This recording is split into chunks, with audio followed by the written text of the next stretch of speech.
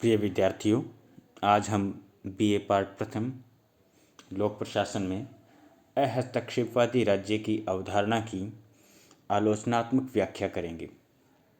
जैसा कि अहस्तक्षेपवादी विचारक कहते हैं कि राज्य एक आवश्यक बुराई है, उनका मानना है कि राज्य व्यक्तियों की प्रसन्नता में सबसे अधिक योग उनके व्यक्तिगत मामलों में न्यूनतम हस्तक्षेप करके दे सकता है।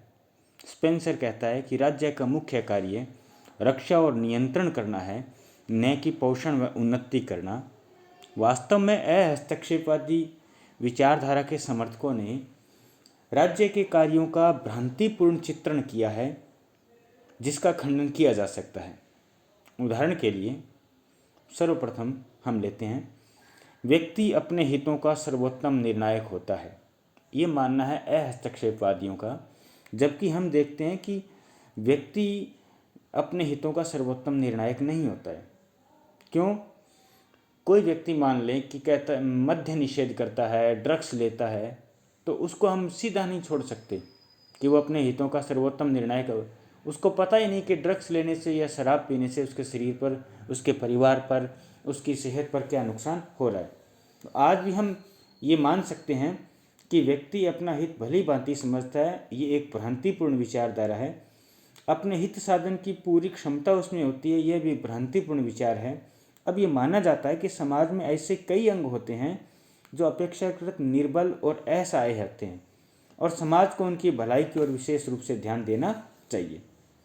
दूसरी बात, वो राज्य को एक आवश्यक बुराई मानते हैं, जबकि वास्तव में आज हम पूरी दुनिया के परिदृश्य को देखें तो राज्य एक कल्याणकारी संस्था है।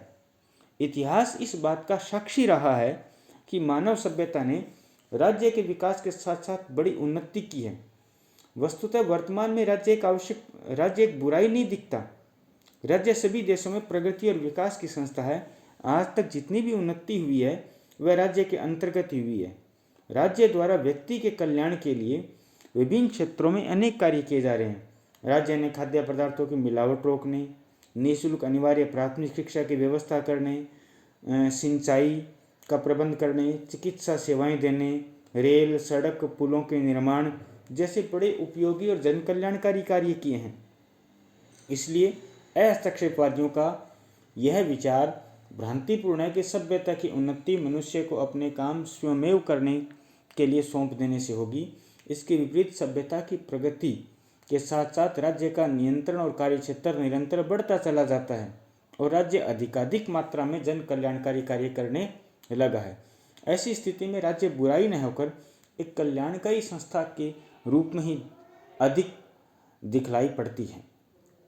तीसरी बात, वो मानते हैं कि राज्य और स्वतंत्रता परस्पर विरोधी है, जबकि सैद्धांतिक रूप से यह स्वीकार किया जाने लगा है कि राज्य का उद्देश्य विभिन्न व्यक्तियों और वर्गों के हितों में तालमेल या सामंजस्य स्थापित करना है, जिससे समाज उन्नति की ओर अग्रसर हो सके। आज इस विचार को नहीं माना जाता कि राज्य स्वतंत्रता में बाधक है। अब यह स्वीकार कर लिया गया है कि सच्ची स्वतंत्रता मनमाने ढंग से काम करने में नहीं है, अपितु सामाजिक नियमों के अनुसार काम करने में है और इन सामाजिक नियमों को बनाने का, उनको कंट्रोल करने का कार्य राज्य करता है, जो सभी व्यक्तियों के हित में है। चौथी बात, स्वतंत्रता नकारात्मक न होकर सकारात्मक होती है।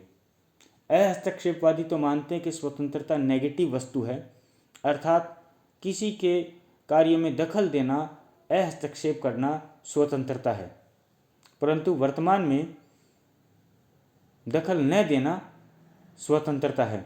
परंतु वर्तमान में राज्य अनेक लोक कल्याणकारी कार्य कर रहा है, सुविधाएं प्रदान कर रहा है, व्यक्ति के जीवन को रेगुलेट कर रहा है। आर्थिक क्षेत्र में अगर व्यक्तियों को पूरी तरह से खुली छूट दे दी जाए तो निर्धन व्यक्तियों को बहुत कष्ट उठाना पड़ सकता है। अतः राज्य के अभाव में, राज्य के हस्तक्षेप के बिना सच्ची स्वतंत्रता का उपभोग संभव नहीं है। हम देखते हैं भारत में 65% के करीब लोग बीपीएल परिवार हैं, तो उनके हिसाब से अगर हम देखें तो स्वतंत्रता राज्य की एकदम विरोधी नहीं है। पांचवी बात, राज्य और समाज की ये धारणा उपेक्षापूर्ण व्याख्या करती है। व्यक्तिवादी विचारक राज्य को व्यक्तियों का केवल योग मात्र मानते हैं तथा व्यक्ति का स्वतंत्र अस्तित्व मानते हैं। पर यथार्थ में व्यक्ति समाज पर निर्भर है। आज जो कुछ भी वह है उसका कारण राज्य और समाज है। व्यक्ति का समाज व राज्य से पृथक कोई अस्तित्व नहीं होता। मनुष्य का विकास समाज में ही होता है। अतः व्यक्तिवादियों की व्यक्ति को समाज से अलग करने की मान्यता दोषपूर्ण है। इसी प्रकार वो प्राणीशास्त्र की सर्वाइवल ऑफ द फिटेस्ट, योग्यतम की उत्तरजीविता की जो धारणा लागू करते हैं, ये तार्किक व्यक्तिवादी धारणा मनुष्य पर लागू नहीं की जा सकती, क्योंकि मनुष्य पशु न होकर मानवीय दायित्वों और नैतिक कर्तव्यों को समझने वाला प्राणी है। उसका ये धर्म और कर्तव्य है कि वह निर्बल और असहाय की सेवा करे, सहायता करे। क्या हम मान सकते हैं कि हमारे परिवार में कोई दिव्यांग हो, हमारे परिचित कोई असहाय, निर्बल, कमज़ोर हो तो हम उनको खुला मरने के लिए छोड़ दें? ऐसी धारणा आज के उच्च नैतिक आदर्शों के भी प्रतिकूल होगी। राज्य का सुधार संभव है।